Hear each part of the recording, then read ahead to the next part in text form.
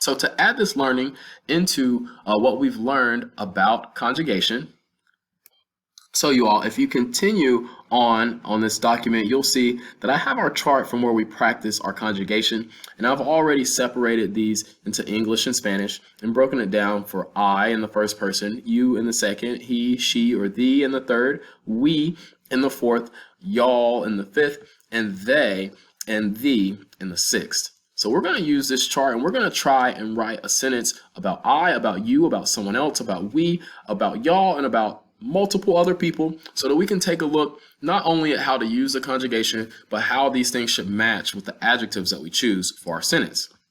So in class, we would work together and I would ask, all right, if I'm talking about I, what pronoun do I need? We would say yo, and then I would say, well, which form of ser or which verb is going to match yo? And that's where we would find soy.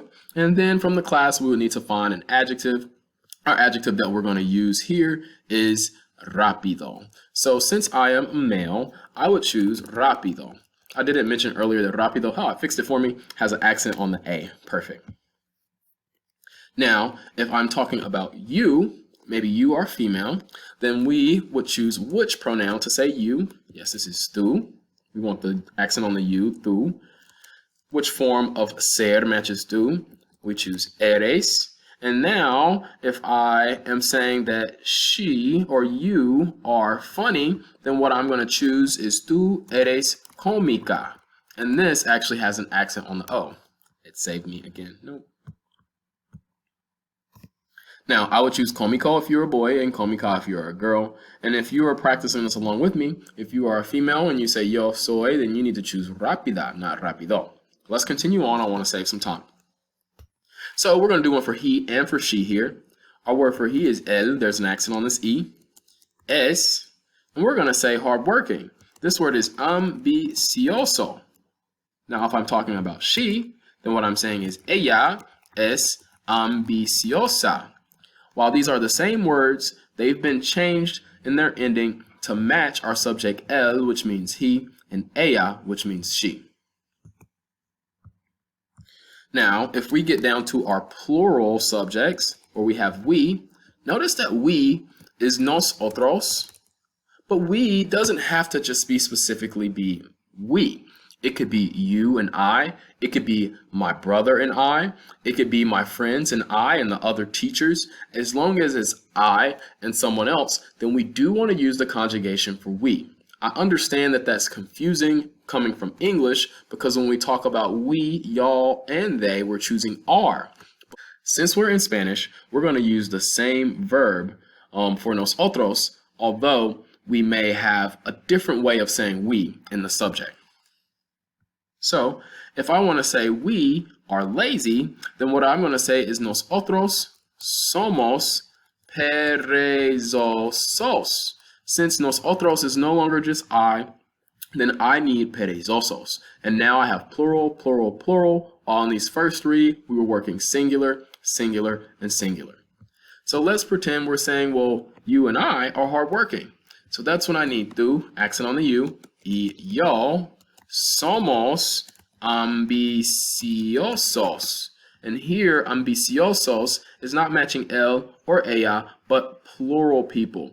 Somos is matching we in this instance, the same as it will match another plural subject. All right, we're going to do y'all. We don't typically do y'all in class, and we didn't today. But if I'm talking about y'all and I'm in Spain, I would say vosotros sois. And we're going to say Spanish. Españoles. Please give me an ñ. It did. Gracias. And if we were in Latin America, I would say ustedes son Latinoamericanos. You guys, this I will teach more about in my next video about the pronoun usted. So don't spend too much time thinking about this. I have an entire video dedicated to learning that as well. So now that we've gotten to the end, we're talking about they. So this could be ellos. This could be ellas. This could be something like my dog and cat, my brother and sister, my mom and dad, the classes, the chairs, the pets, anything that's not me or you, and we have more than one, we're going to choose they, okay?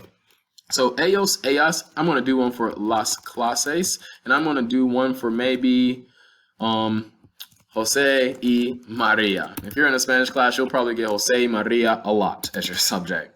So let's go with ellos. Which form of ser matches ellos? We're choosing son. All right, let's choose a adjective to match ellos. We're going to choose funny. So we're going to say cómicos. While when I'm talking about this group of girls, I would say ellas son cómicas.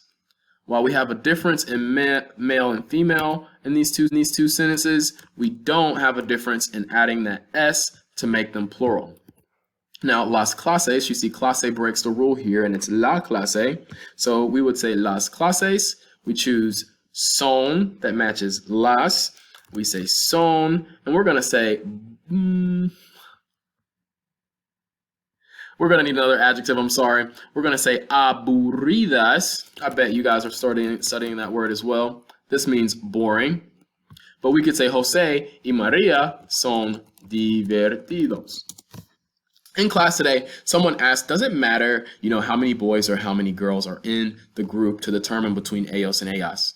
While it does seem fair and logical for one guy entering a group of girls for it to say ellas, this is one of those areas where Spanish can be sexist, and it doesn't change. One boy makes an entire group of girls masculine, and 17 girls into a group of 1 or 2 boys will still remain masculine and not feminine. Thank you so much for tuning in today.